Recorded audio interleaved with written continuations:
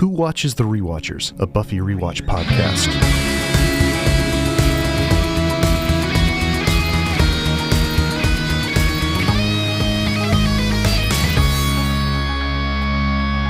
Anybody interested in some 90s nostalgia? Boy, we have the show for you. Here we are, Alan and Jarrod back again for Who Watches the Rewatchers, our Buffy the Vampire Slayer rewatch podcast.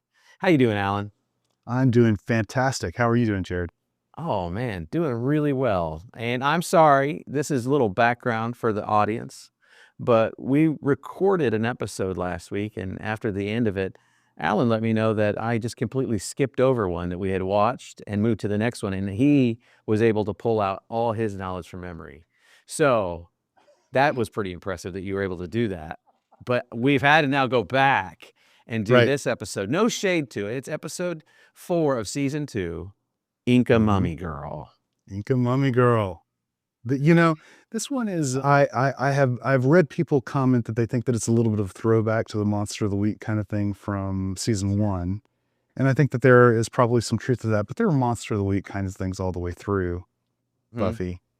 It is. And I watched it again last night, and I thought, I actually just did some, this delves with certain cultures and stuff that I'm not expert in, like the Inca civilization. And so I actually had to do some Googling going, did the Incas really do human sacrifices? Or was that like some terrible throwback 90s, like generalization that... What'd you find out? Well, just my cursory research is that it is the case, actually. Right. And I'm not going to go into trying to pronounce the words because there was a lot of language interests. But yeah, apparently it was one of the civilizations that did participate in human sacrifice of various kinds for various reasons. So anyway, yeah, it is a sort of Monster of the Week. It kind of blends that human sacrifice trope with a mummy, sort of a kind of an Egypt mummy sort of trope as well, kind of threw back to the old Monster of the Mummy movie, as well as whatever, I guess the remakes were called with Brendan Fraser, but it pulls on some of those themes as well, or at least aesthetically, Absolutely. The mummy needing to suck someone's life force or whatever in order to stay around. That's the big trope. Right, exactly. And then the other big trope, I think, is that the mummy is doing everything they're doing for love. Right. So it's humanizing the monster. It's not all simple evil, right? Well, let's dive into the story. I've got some relatively nerdy things to say about sacrifice, but we'll get to it. Outstanding. Can't wait. Okay. So there's a cultural exchange program. That's where we start, That's right. I have been part of these. I don't know if you had when you were growing up. We had exchange students in our home for 20 years, always from Japan. And I can tell you, it never was run as shoddily as Sunnydale High as they ran it, Just like people get to pull their names out of a hat, I guess, and they're going to show up at some bus stop, Right. But anyway, they're exchanging, but this sets up the scene for a lot of humor. Of course, Cordelia chooses some Swedish boy who she expects to be tall, blonde, and handsome. And of course, Buffy has chosen somebody who she was assigned a male, which really upsets Xander. A man? Yes. A he is going to be staying with you overnight? That's right. And then you can tell that there's a little bit of interaction there with Willow, just to remind the audience that Willow has a thing for Xander.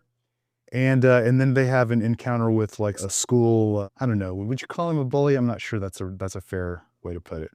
I called him a delinquent in my mind last night. He's a delinquent. Yeah, they look over and he's the kind of, the old trope is that he ate glue when he was a kid, There he is. They're at the Inca museum exhibit and on a school trip at the museum, which I found the curator of the museum, who's walking around with a microphone, to be more like a carnival barker. It had more of a circus vibe in there than it did more like a Ripley's Believe It or Not than a true museum. Totally And agreed. they were also able to get right up next to the artifacts and things. And this guy, I can't remember his name's Rodney or something, this delinquent, is like messing with one of these rare artifacts. And there's some funny comments there. Like they say, hey, he's going to get in trouble. And Willow goes over instead of Buffy. And the language is, this is sometimes, some things are better dealt with conversation than they are with fisticuffs. Right. And Buffy goes, I don't deal with everything with violence. And Xander just sort of looks at her, and it's kind of funny. Yeah, right. I gotta say this about our red shirt, our Yeah. delinquent. Have you ever seen the television series version of Lethal Weapon? No, I didn't. That's escaped my attention. Okay. Well, it was only on for, I don't even know if it was more than a season. It might have been 2 seasons or something. But the guy who played I can't even think of the actor who did the original Lethal Weapon. Mel Gibson? Mel Gibson. You were about to say Mel Brooks, I think. I was about to say Mel Brooks. That's hilarious. That would be a whole different movie. Okay, so the Mel Gibson character was played by this actor who played the delinquent in this show. Oh. And my understanding is that he got fired off of the show for being too crazy. No, really? And they replaced him, and that's what led to the downfall of this television version of Lethal Weapon. Okay. Well, it could be the writing, but his acting chops were not pronounced in this whole show. And I would say this. Agreed. Yeah. I actually thought, because as we're going to come to it, when they insert the character that seems to bring the first conflict in the scene, it gave me very Xena warrior princess vibes, very Kevin Sorbo, Hercules vibes, like that level of television show making. Right. It gave me that level, like kind of whatever grade that is. I don't even know what you call it, but cheesy B, sci-fi fantasy TV. Definitely. And I would also go so far as to say, in some of the previous episodes we've talked about, I have really praised some of the low budget filmmaking for, really thoughtful storytelling with the shots or thoughtful lighting and those sorts of things. I hate to say it because I love Buffy. I'm not sure I have too many compliments to give this one in terms of cinematic design. Agreed. Yeah, and I mean, even the costuming, which I'll get to. But yeah. So what they're hearing in the museum. So I mean, I guess if you just wanted some character development, Willow approaches the delinquent, and he's kind to her. She tutors him like she tutors everybody, and she very maternally redirects him or whatnot. But that's just showing a little bit of the character of Willow. She's a smart, interesting person, unlike Cordelia, who is the pretty girl but completely uninteresting, which is kind of established at the beginning because we get a couple new characters in the show that become fan favorites. One of them is Oz, who is the rock and roll guitar player who ends up dating Willow, and his band, Dingoes Ate My Baby, is playing, and Cordelia is interested in the lead singer. The lead singer is interested in her. And basically Oz is like, okay, she's pretty, but she's not interesting, right? And then later he'll fall for Willow. And then we also, I'm just going to mention, because I brought it up, that Jonathan, played by Danny Strong, is introduced in this episode too, which is probably, these are probably the two high points of this episode, is that those two characters are introduced. Yes. But then as they're going through the museum, they find out that the mummy is a young, I guess, Incan princess sacrificed by her people. And let me now stop. And I know I've been going on. If you will just permit me, I wanted to talk about that theme, sacrifice. Please. In past conversations with you, inside this podcast and outside, I have brought up René Jarrod, this cultural theorist and philosopher, who talks about a fancy thing called mimetic desire, but he also talks about a thing called the scapegoating mechanism of society. And so, like in brief and a very cursory level, mimetic desire is the desire we have to imitate each other, or because mimesis is this Greek word for imitation, but it plays out in ordinary life. Keeping up with the Joneses is mimetic desire, right? Like the way people behave makes us jealous or interested, and we mirror back how they behave, or what people have, we tend to start wanting ourselves. We have that social aspect to us as a human social animal. And that often gives way in large crowds to mob mentality and violence. I mean, that's the dark side of mimetic desire. Right. Cultures, René Jarrod talks and shows throughout his research, cultures have always used the scapegoating mechanism. It's a way to deal with human desire for bloodlust and violence. Right. But a way that cultures have done this throughout the years, I mean, the Salem witchcraft trials is an example of scapegoating. There are examples of violence in medieval Europe against the Jews. He points out the story of Jonah and the whale, because If you remember Jonah on the ship, he has been disobedient to God, and they're having a severe storm. And Jonah fesses up and says, it's me. I'm the reason for all the calamity. And so they throw him overboard. That's how the scapegoating mechanism sort of works. There's some sort of problem with your society. It could be famine, it could be storms, it could be whatever, a sickness, it could be whatever. And someone, and usually an innocent person who's silenced, someone is going to carry the blame for it. And the collective sin or the collective poor behavior of the people is conferred upon that person. So in the Old Testament, you really have literal scapegoats where the priest lays the hands on a goat, and it takes the sins of the people, and they send that goat off into the wilderness, right? It takes the sin with them. That's how scapegoating works. And then the violence done upon that person brings down the tensions of the society for a time. So this is something that we seem to do throughout human history. What René Girard, as a cultural theorist, points to that makes that becomes interesting for Christian thought in general, but theology in particular, is this is how he understands the atonement to really work. There's a lot of people who have taught about the cross, the Christian cross, is a symbol of God's violence turned toward man, or God's wrath or anger turned towards man, but concentrated on Jesus. So Jesus takes the violence away for us. René Girard turns that over and says, look at how the scapegoating mechanism really works. And instead of Jesus taking the violence of God for us, God through Jesus enters into humanity's violence and then undermines it with peacefulness by saying that the perpetrator of the cross is not God on Jesus. It's Jesus being the scapegoat, the innocent one without a voice, who is literally becoming this excused, scapegoat's the right word, but blamed one for all the problems of the people. We're going to put it on him. He's going to bear the weight of it. And in the violence that God succumbs to, and then through resurrection, through being proven innocent, what's happening in all of that is God is undermining humanity's nature for violence and showing another way, all right? A way out of our violent bloodlust cycles. So there's a 1,000 different ways to go in that with all this. It's just fascinating that this story is picking up on a very universal human experience of scapegoating. Yes, totally agreed. Through the Incan civilization. And it didn't dig deep into it, I can tell you that. I think the writers had a cursory knowledge, just like we do, that some societies somewhere have had, But I'm bringing it all up because later on, at the climax of the show, there is a little subversion of this mechanism, and I'm going to talk about that later. So, okay, well, I can't they're in wait. the museum, and they find this out. Okay, there we go. Cool. And I'll stop. Cool. You take us from here.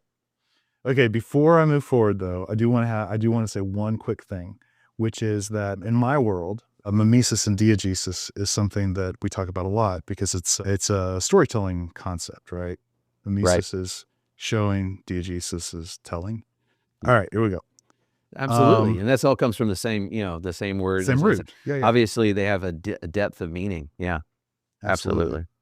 Okay, so then we basically, after the title sequence, we see Buffy in a training sequence with Giles, and they're still playing up that kind of comedic trope that happens throughout, where Giles is getting pummeled by her. yes. Which I think is very representational. Don't we all get pummeled by the people that we are mentoring who are significantly younger than us? Are you a professor of students? Yes. Yes, I know. Okay, yeah. Clearly. All right. Yeah, truly. Yeah. Okay. So then Xander's hanging out with them while they're doing their thing, and Xander continues to try to talk Buffy out of dealing with this boy that she's supposed to be. And Buffy's trying to talk Giles into being cool with her going to a dance, right? This cultural exchange dance. He wants her to patrol, and that's all part of it. And in the midst of all the talking, she's like, so you and Willow are going together? And Xander's like, yeah, together, but not, together. That's why you're going to be there, because otherwise, and then she's like, come on, you never thought about kissing Willow. And then Willow walks in, and Xander's like, I love her. And it's just the sweetest moment for Willow, because she perks up a little, and then He's like, but I love her like you love a friend, and that's weird. And then the air is taken out of her balloon, and Yep. yeah, it's just I think that's also another meaningful moment in the show, just trying to expand what his love for her is like, and it goes through the end of the episode. Very much. Very much. So the Scooby Gang heads back to the museum to try to figure out whatever it is that they're trying to figure out. Well, it's because Rodney, the red shirt, the delinquent, Yes. hadn't shown up. And That's right. And that's another funny moment. Forgive me, I watched this really late last night, so I have it fresh. So that's a really funny moment where they're like, "Whoa, where did he go?" And they're making jokes, and then someone goes, "Well, you mean to tell me he didn't show up after being at a mummy exhibit?" And then they're like putting it together without saying the words. And we're on the Hellmouth, and weird stuff like this happens. They all kind of get stone-faced. Like, we better go look. And so they go back to the museum, right? Right. And when they're looking around the museum and trying to look for clues, Willow notices that the mummy has braces, just like the delinquent. Yeah. Hey, Giles, were the Incans an advanced civilization? Oh, yes, very, very much, of course. Did they have braces? That's funny. That's exactly right. So that's a really quick sequence of them going back to the museum and then literally going back to the library. You're missing the fact that's when the guy shows up that tries to attack them. The guy. Oh, right. Yeah, he's the bodyguard for the mummy is what they start calling him later on. Yeah. And that's where I say it looks like Xena and Conan the Barbarian with Kevin Sorbo. I mean, he's just like I don't know the way they film it, the way they make it look. Later, when you see this guy, and he actually attacks them out of nowhere on the bleachers at an outside stadium for football. He rolls down the steps and he's wearing denim jeans. Like he's in period dress from the top, but he's wearing jeans. From the waist up. Yeah, right. Yeah, I'm like, oh my, this is not the best. But anyway, okay, so yeah. Well, I'll say this really quickly. You keep bringing up the Hercules Xena thing. You know that those TV shows were made by Sam Raimi. Did you know that? He made the show. Is that how Bruce Campbell got a role? Yes. I didn't know he made those shows. Yeah. No. He was the executive producer on those shows, the same way Joss Whedon's executive producer on these things. Okay. All right. I like a little bit of Sam Raimi here and there. Yeah. But he, he's the king of cheese, right? Like Army of Darkness. It doesn't work if there's not a level of camp there. But to your point, I'm not sure they achieved the level of camp in this episode needed to make that work. Yeah. Well, you said that they go back after, they have a little altercation, and then there's some sort of seal that they discover there. Right. It gets broken. It seems like the protector or the assailant is trying to get that back. And anyway, now they're trying to figure out back at the library, what is this thing that this guy, attacked us for? Well, the big point that I was trying to make there was this. I find it weird when you establish a scene and then you move to a new scene in a different location, and you go back to the established location, then you go back to the new scene in scene's location. Like I really think that this one, I have very fond memories of this episode, but on my rewatch, I realized that there were a lot of, dare I say, mistakes they made in the process of this one. It was almost like they had to crank it out or something, which that they did. So you would not have gone back to the scene. You would have moved on. They should have come up with some reason that Giles had to be at the museum last night, and some reason that the mummy got away from the museum, and then they encountered the body of the boy at the museum before they left. Like all of that should have been encapsulated in one big moment. It makes even less sense to me that Buffy is literally supposed to be like picking up the foreign exchange student from the bus stop, and then when he's not there, she just is like, oh well, leaves, right?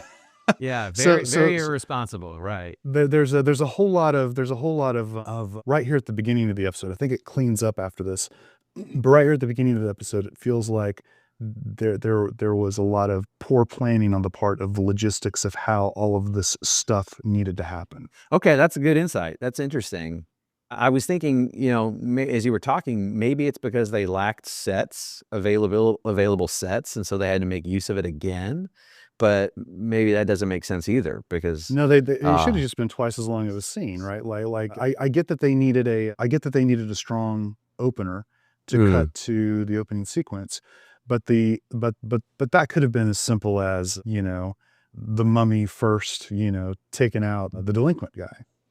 I And gotcha. then when we come back from the titles, then we have the sequence where the mummy is navigating out of the museum and having to find another body to steal the life force from, and this is the time when the bodyguard shows up and they have the whole sequence. I mean, like all of that could have just been Well, from a more directing streamlined. perspective, like a directing cinema, I don't know. I mean, I want to say from a filmmaking perspective, even though this is television, right? I mean, I guess it's the same. Yeah.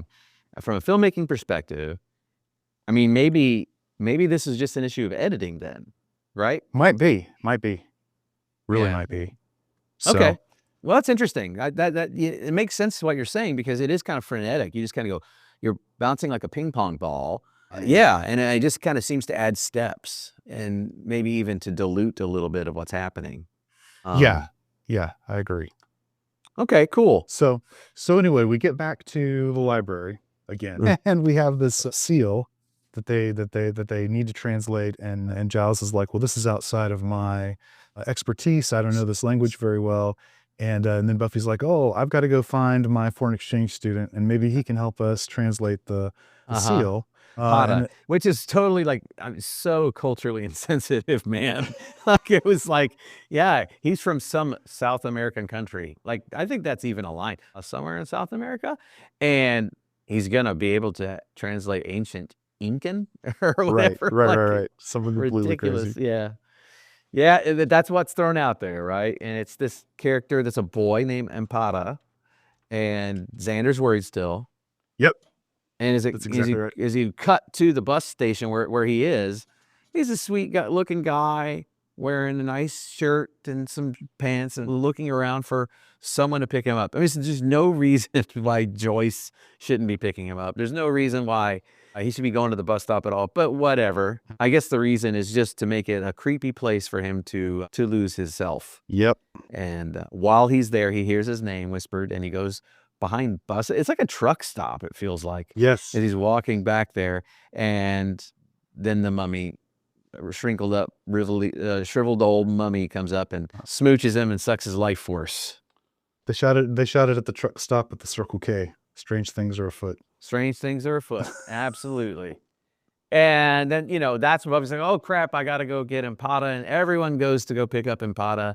And in that moment, almost like it's cut from, or just cut and paste from a late 1980s hair band music video. Yes. Between the buses with the light and like the smoke or maybe the exhaust comes walking a beautiful young woman. Mm-hmm. She's wearing Empata's clothes only because it was a button-down Oxford white t-shirt. It's all tied up so you could see her midriff and everything. And I'm pretty certain she's wearing girl pants, but whatever. And of course, Xander's response to this is, "Ay caramba." Yeah, he goes, I only know a couple words like Chihuahua, like Gordito or something. He's like, now he knows, and I know that one. Ay caramba. Right. I like that. Okay, so, and Giles does, like, when they get Empata back, I mean, like, pretty quickly, he's like, hey, can you do this deciphering for me? Mm-hmm. And, of course, she actually can, because she's an Incan girl who really knows that language, but she says she can't, reluctantly makes up a story saying that it's about a girl that was, chosen to save her people. Bodyguard, he kept trying to get her to stray from the path, but doesn't tell her the real deal. And that real deal is ultimately, right, like, what if that seal is broken, then the mummy's curse is lifted, like, or the mummy can remain, but if it remains intact, am I remembering that right? Yes. Who's? Yeah. It was something to the effect of, first of all Pata said when they read the seal was that it's something about a bodyguard, and then she told the story of did she tell the story of the Inca girl at this point, or is that later in the episode?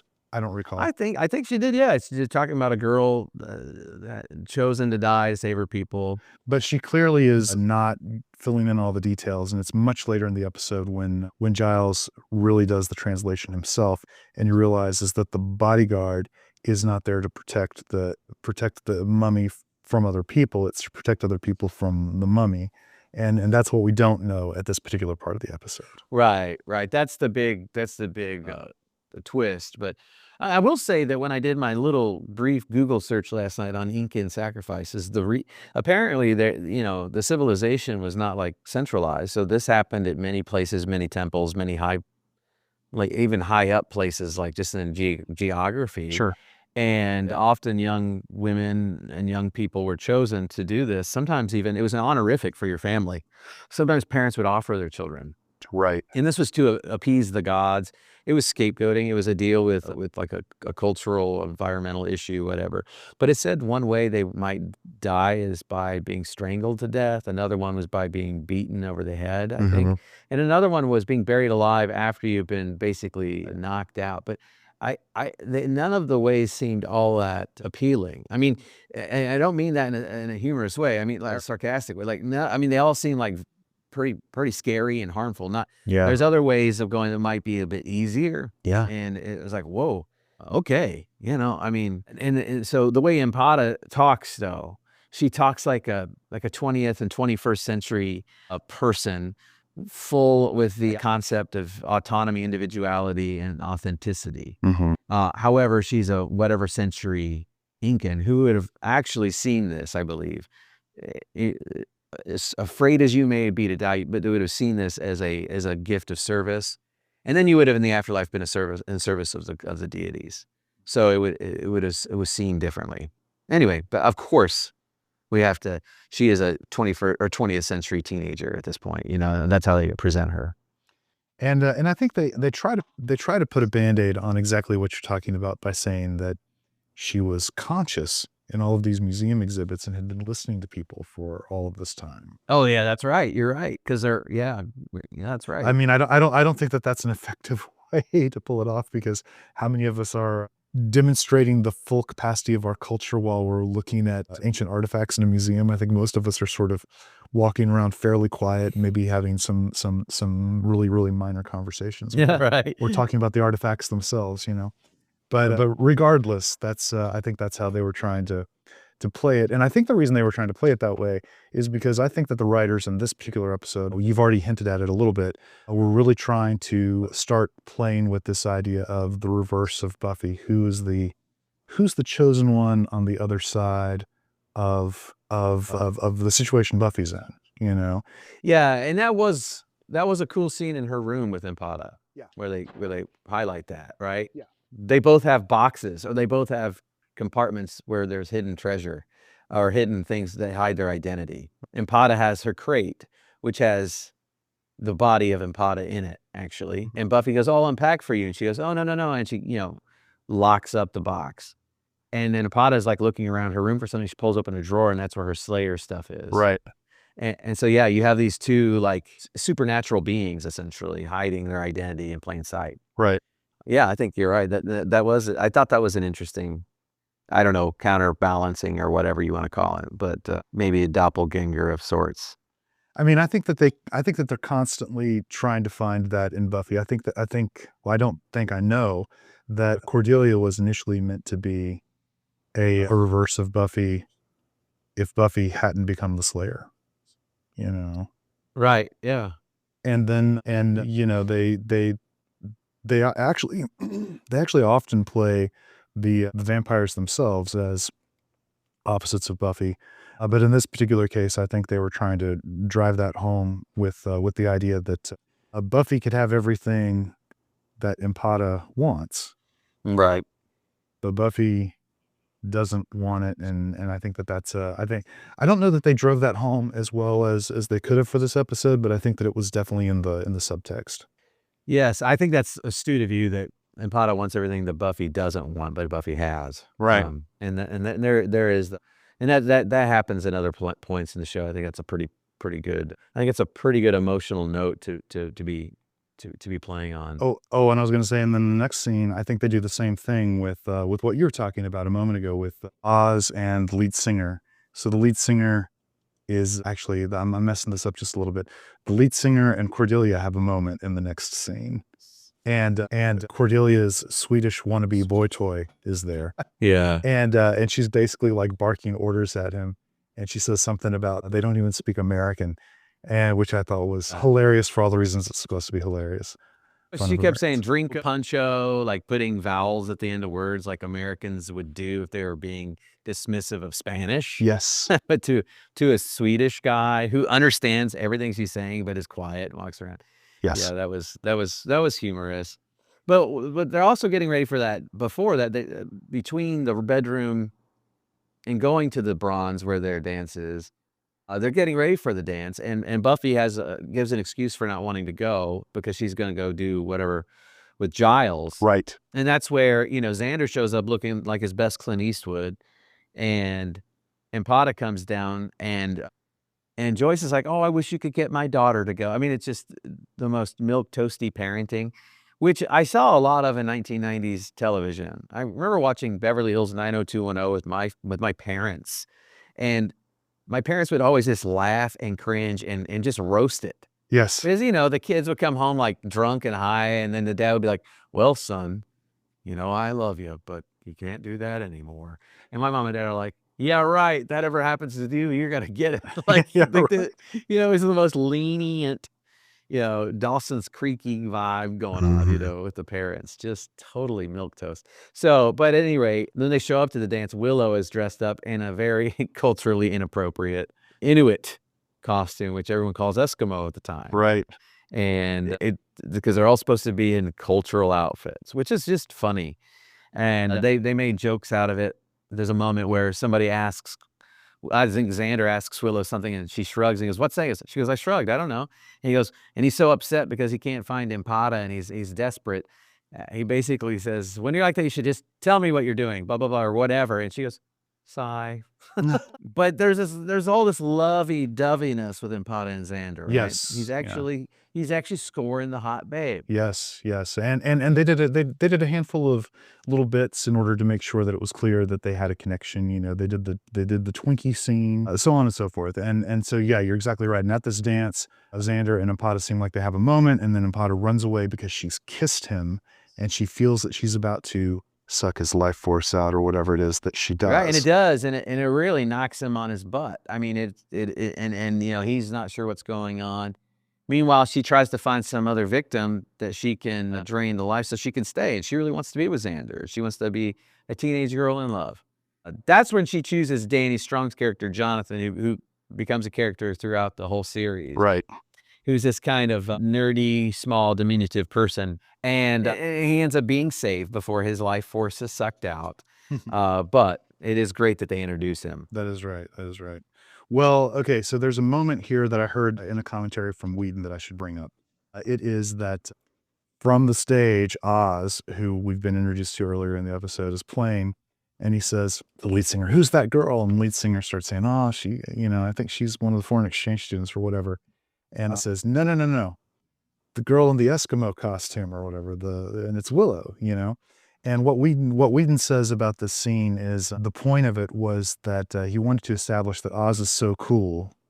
He could tell how cool Willow is, even when she's in an Eskimo costume. Yeah. Well, actually, I mean, the way I always read it was not that he was so cool he could tell how cool she was. Yeah. It was just that she was just interesting to him. Yes, that's exactly right. That's exactly right. And my favorite line in the whole show is, "Who is that girl?" And he's just curious, and he just does it with this kind of tender interest, and I like it. Yeah, man. I like it because it's uplifting Willow. It's making her have her own thing, and I like that. Totally agree. Plus, they had a cool thing. It was just kind of a cool relationship for a little while. Yeah, man. Well, I mean, we're not going step moment by moment, which is fine. But when Buffy and Giles open Impata's truck, they discover what's going on. They show up at the bronze. They intervene on a half zapped Xander who's kissed her, but he's now on his backside. Yep. And they end up, saving Jonathan. There's a little bit of just a little bit, I guess, of Impata talking to Buffy about you hid who you were too, trying to push that plot point we talked about a moment ago. I don't I think he said, I don't know how well they did it or how forcefully, but they touch on it. They did.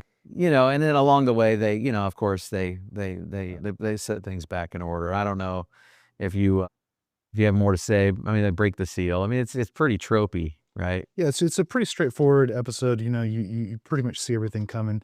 The only other highlights that I think are worth mentioning are I think this is the first time we've seen Giles's car. Oh yeah, and Buffy makes a lot of fun of it. She says someday you'll have to get a grown-up car or something to that effect. I don't remember exactly how that line went. And Giles's car comes back to be interesting. And I think it's the 4th season when she's in college and Giles doesn't have much to do and he goes and buys a new car and it's a big fiasco. But and I look forward to talking about that when that happens. But just noting that this is the first time we've seen Giles' car and that it's not a good car, and so we're gonna have to buy a new car later on in the series. And this is also in the scene, and part of this like last act or whatever. We see the Swedish foreign exchange student that's been hanging out with Cordelia actually talking in English, and he's basically complaining about Cordelia to some other girl that he's met there at the dance, and telling this other person how lame she is, and that was a lot of fun.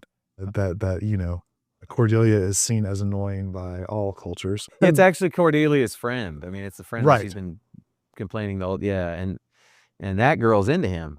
Right, exactly. So then I think in our closing scene, it looks like Impad is about to take Willow. And that's the thing I want to talk about. Please. After you set it up, and I'll talk about the sacrifice bit. So Impada has to take someone in order to stay alive, and she grabs Willow, and Xander's there saying, no, you basically you can't have Willow, take me. And she doesn't want to take Xander because she wants Xander as a love interest, and so she needs to take somebody else's life, and Willow's the person who's there, and that's, I think that's the point in time when I'm going to turn it over to you to say what you want to say about sacrifice. Well, I mean, I would just say that, whether or not there's intent, you just, in our culture, it's so hard to get away from the Christian motif. Yeah, totally. I mean, here it is, the sacrificial system of scapegoat. Through Pada's character, she was a stand-in for whatever was wrong for her culture, and she was the sacrificial character. The violence would be done to then mitigate the problem, and what undermines it is an act of self-giving love. Yep. Xander stands in the way and says, "You have to take me. Go ahead. Go ahead. You have to stay alive, and I want you to. But take me. You can't have her. You have to have me." And what he was submitting himself to was violence from below and not from above. So I guess if we were to play with René Girard's theory of the scapegoat and how it applies to Jesus, right? It's not that Jesus is just taking on divine violence and holding it back from us human beings, us mere mortals. It's that from below, he is the victim of human violence and human desire for getting what we want, for dominance, for whatever reasons we do violence, right?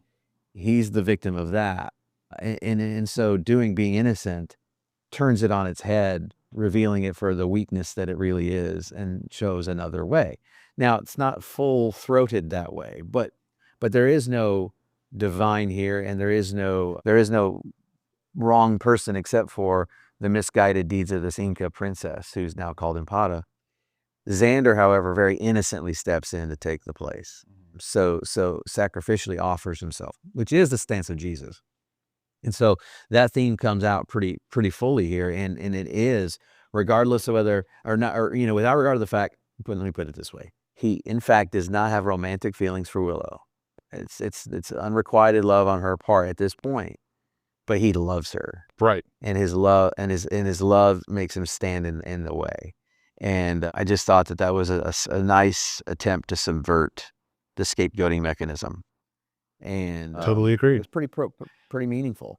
He's still troubled after it's the way she dies. Impada dies is sort of comical. She's like fading in front of him, and at some point, like a subtle move makes her arms rip out of her socket, and they're holding these dead, lifeless arms. It's sort of silly, but he's like bothered and burdened. And even after he sits down and Willow comes and she's sitting with this just mercy and grace look on her face, puts her hand on his shoulder. I mean, he's very upset. He's very burdened. I mean, you can imagine that I think you can imagine that it's an upsetness beyond male adolescent lust. I mean, I think for him, in some ways, it's like finally someone loves me back. Sure. That I'm into. And so, but you know, I can also imagine the fear that would take and the ethical upset that you would be caused to still stand in the way. But it's a thing that he does throughout the entire series of the show. So I always say he's the heartbeat of the Scoobies. He's the one who stands in the way. Yep. He's the one who self-gives.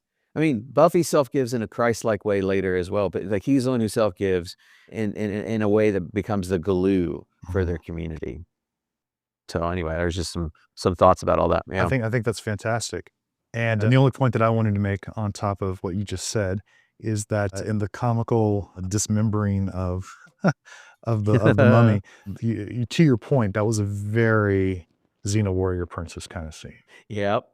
The sort of cheesy practical effects or whatever that they decided to shoot, and it is what it is, right? But I do love the wrap up scene between Xander and Buffy.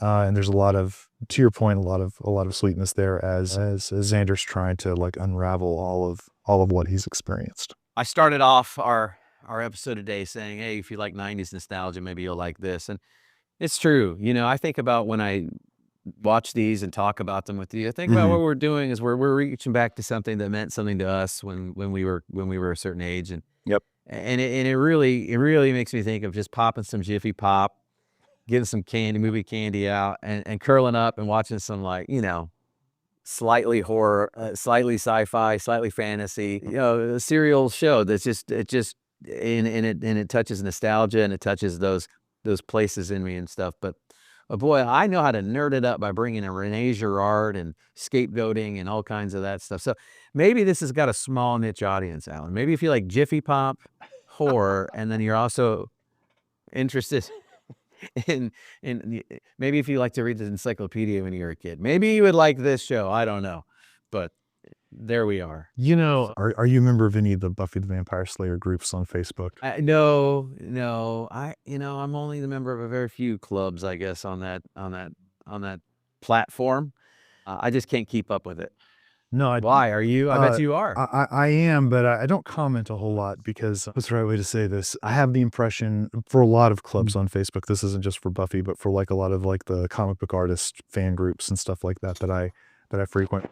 I have the impression that the people that are on those clubs are, what's the right way to say this? They are more interested in things like, you know, when they see the actors in other shows again after the fact, or they're more interested in the nostalgia part of it. And like what I'm really interested in with Buffy, like we said when we first started this podcast, is I'm really interested in what it taught me about being a storyteller. And I don't think that anybody on those groups got any of that out of it. You know?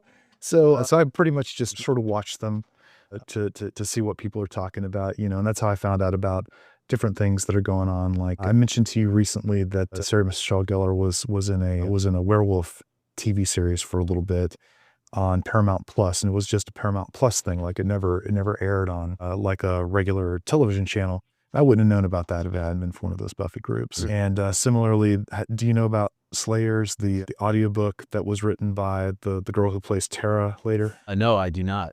Amber Benson. Yes, thank you. I only knew about she got the whole cast together to do this audiobook with their voices, you know.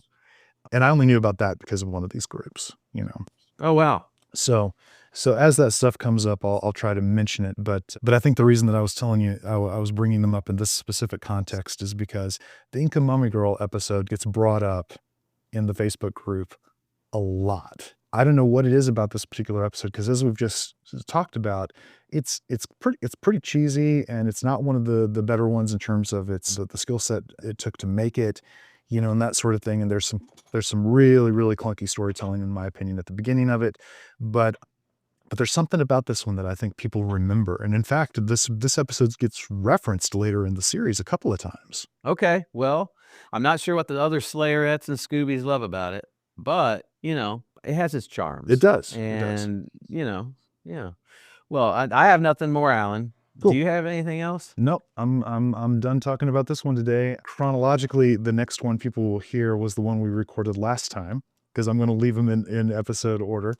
But the next one you and I are going to record is Halloween. Yes, I know. That's what I was about to say. I saw it and I was like, I can't wait. I love the Halloween episodes. Yeah, so man. I look forward to it. All right, cool. All right.